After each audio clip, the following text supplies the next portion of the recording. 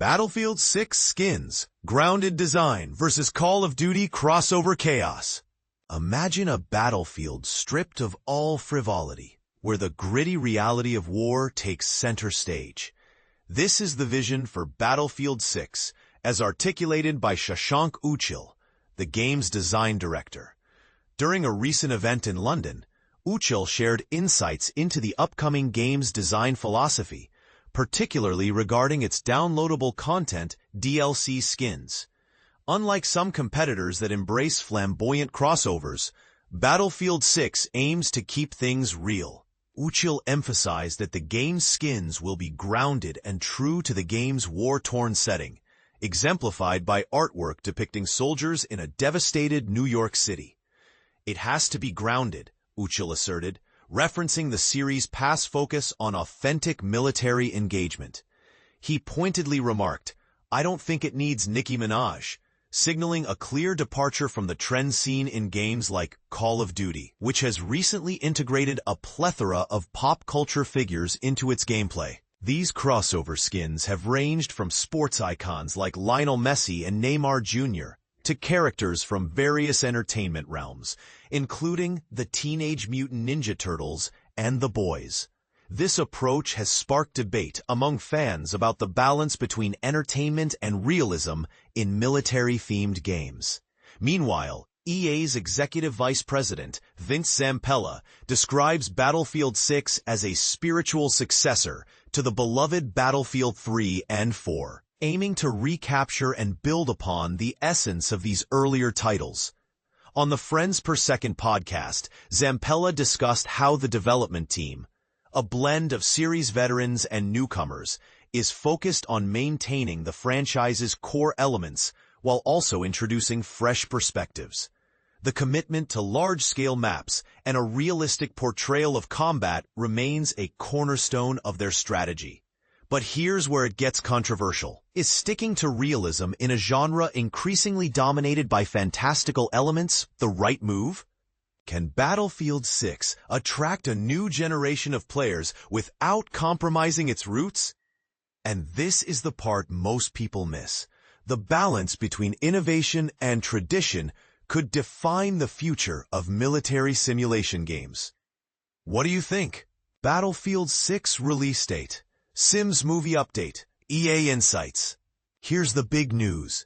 Electronic Arts has finally set the release date for Battlefield 6, launching on October 10th, a date that once seemed destined for Grand Theft Auto 6. But don't get confused. EA's decision wasn't just about timing. It was a calculated move to avoid the chaos of competing with Rockstar's massive project. President Laura Miele explained that the team prioritized stability, focusing on delivering a flawless experience for fans rather than getting sidetracked by external factors. "We were unblinking in our focus," she said, emphasizing that the game's success hinged on avoiding the blast radius of a high-stakes launch. "We had our eye on it, but we weren't playing the what-if game. We were determined to deliver." But Battlefield 6 isn't the only major announcement.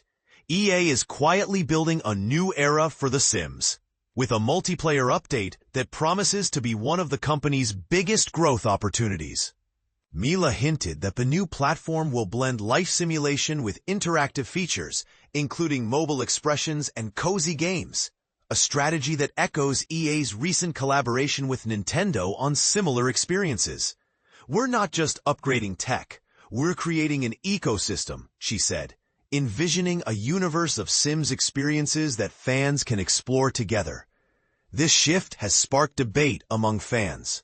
Some worry that skipping the traditional sequel route, like The Sims 5, might alienate longtime players. Miele countered that resetting the game would be player-unfriendly, citing the 85 content packs released over a decade for The Sims 4. "We want to build on what players have already created," she emphasized, highlighting the importance of continuity. Meanwhile, EA is pushing forward with its The Sims movie, a project that has been years in the making. The film, produced by Amazon MGM Studios and Margot Robbie's Lucky Chap, represents a creative partnership that Miele called the right fit. She also hinted at potential tie-ins between the movie and games, saying, "We're in a moment where we can co-create content and deliver experiences that resonate with fans in real time." The conversation doesn't end there. EA is also exploring TV film adaptations of franchises like Apex Legends, aiming to honor the rich lore of its characters.